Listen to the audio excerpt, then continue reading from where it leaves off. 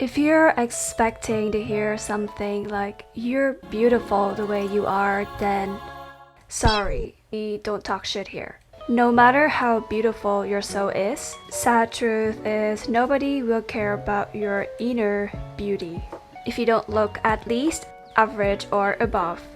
Talking from experience here. By the way, hello internet friends, welcome to my channel. I'm Cam and I talk about everything through the lens of a female zillennial living in the West. For today, let me show you how I went from this to this, and how you can also go from plain Jane to a much better version of yourself. Beautiful people, let me introduce you to this concept of looks maxing. A long time ago, I was lurking Reddit to find glow up tips when I discovered this concept of looks maxing, which starts with soft maxing the bottom level of this list to hard maxing parts of your appearance. If you're familiar with Maslow's hierarchy of needs, this is pretty much the beauty version of it. Call this the hierarchy of beauty needs, if you will. Let me show you how it works. The very core of looks maxing begins with basic health. Having a balanced and nourishing diet, working out, sleeping well, this is something I can still work on. Having excellent hygiene, shower, wash your hands, brush your teeth, just be clean. And being in a clean environment, once the majority of your basic health needs are covered, this is where you start enhancing your baseline by doing skincare, wearing makeup, dressing up, hairstyling, basic nail care. The only thing I would add to this list, since teeth whitening is mentioned, is to work on your mannerism. Most importantly, learn how to smile and try smiling and speaking when it's appropriate. Don't smile all the time, that's creepy. Let me explain. This is baby me. I always looked grumpy and unapproachable as hell. See how the other kids were smiling when I looked like I shit myself? This was almost always the vibe, and when I actually smiled, I looked shit. So people, practice smiling nicely because it would change the whole narrative. Okay, when there's nothing left with basic grooming, it's time to move up the pyramid and get professional grooming, or DIY in a way that looks close enough to professional work. For example, I do my own nails at home, just very basic nail lacquer. Sometimes I use press-ons, but it makes me feel so much more put together. I had laser hair removal done, eyebrows microbladed. With hair coloring, my hair is bleached, but just a basic color change would freshen up your look so much. At this point, I feel like I don't need to check the rest of the boxes. I don't see the need for tanning, waxing, facials, tattoos, airbrushing. And I'm sure this pyramid is adaptable to personal needs, so don't feel pressure to check all the boxes here. The remaining top levels of the hierarchy is when things get intense. In my humble opinion, maxing out the previous levels could already guarantee a above average appearance for most people. So at this point, it's probably just a matter of personal preferences. When it comes to non-invasive treatment, I had braces. You can possibly classify that as cosmetic dentistry. Wore braces for years, so if you have any questions about braces, pop them in the comment section. I haven't done any of the rest yet, but I'm very likely to consider injections in the future. And finally, plastic surgery is the hardest you can go with looks maxing. This is where you have the power to change your features into whatever you want. Safely, of course. Now, I don't have experience with this, but if anyone else in the community has some tips or tricks to share, please do so in the comment section so everyone can learn from you. Anyway, now you might be wondering, is it what I'm telling you to do against body positivity or neutrality? The answer is no, because we are not trying to turn ourselves into a different person. We're just trying to amplify what we have to, become a better version of ourselves. You can totally love how you look and still aim for personal highs because beauty is subjective. And as long as your looks maxing for your own good and not to conform to any social expectations, then you're fine. Am I preaching pretty privilege? Yes and no. Hear me out. I was mocked throughout my tender years in junior high for being a ugly duckling. Even my own mother said I looked like shit.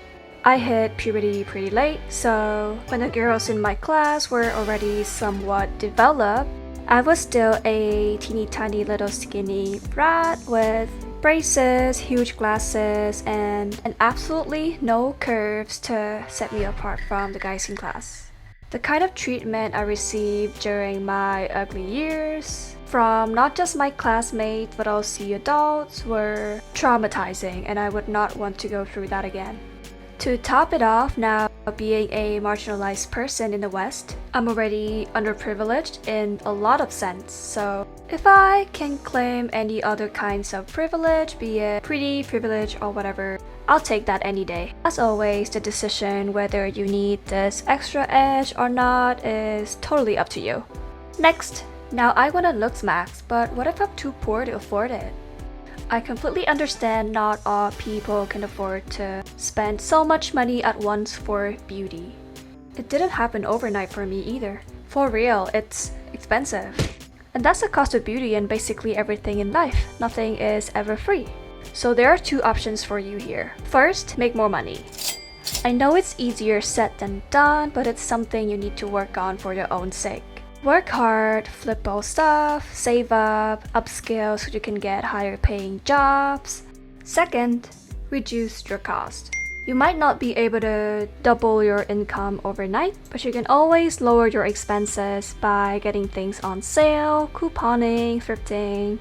If you're super passionate about beauty and fashion, a very cool option would be to work in a fashion or beauty store, spa and wellness centers, so you earn an income while having employee discount.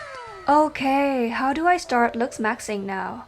I don't have a one-size-fits-all formula, but here's how I've done it and how I would still do it again. You want to first start with defining your failures, things you personally think are not pretty. And I'm stressing on the fact that it is your personal perception because you need to understand that before moving to the next step, which is not all failures need to be fixed. Some imperfections make us unique humans. We're living in a world where almost everybody who's considered attractive has the same standard slim, thick body, button nose, trendy eye makeup, full lips. Would you call the world we're living in beautiful though? I'll just throw this food for thought right here. If every American of the future were to be a direct descendant of Kim K, Bella Hadid, Emrata, and Kendall Jenner, who looks exactly like Emrata, it's like a sexy baby tiger. It's Instagram face, duh! Like an unrealistic sculpture, volume and volume. A face that looks like it's made out of clay. So think about it. What you consider ugly today might be the standard of beauty in the future, or even already a standard of beauty somewhere else. For example, growing up, I absolutely hated my cheekbones and jawline because where I'm coming from, the standard of beauty is tiny, slim face with V-shaped jaw, which I know is a look that I can never achieve without cosmetic procedures. I still think my bone structure isn't as feminine as I'd like, but since I moved to the West, a few people said it actually looks pretty, so I'm learning to accept my failures. After thinking about all of that, you will want to start targeting the lower hanging fruits. By that I mean invest in parts of your looks that you can afford and do not spend money you don't have. I'd like to bring up this investing principle that I live by, which is called dollar cost averaging, meaning putting a fixed amount of money toward one goal at scheduled intervals within a certain period of time. So with looks maxing, an example could start with say $10 a week and spend that money to get new makeup, gym membership, new clothing. Do that slowly and consistently for say 2 years. The whole point is to invest small chunks of money into an asset that is your appearance. But do it slowly and continuously. Trust me, the immediate change might not be much, but the compound effect is gonna be amazing. A note on purchasing cosmetics. Please be mindful of what you purchase and do not just grab any random thing at the drugstore. Quality is definitely one issue, but there's also another ethical implication that I already discussed in another video right here if you want to check out. Woo! That was a lot. I hope that was helpful. Before I end the video, I want to bring up one last point, which is the only thing you need to hear if there's only one thing to take away from this conversation. Having good looks is important, but it's not everything. Start looks maxing from the place of self-improvement.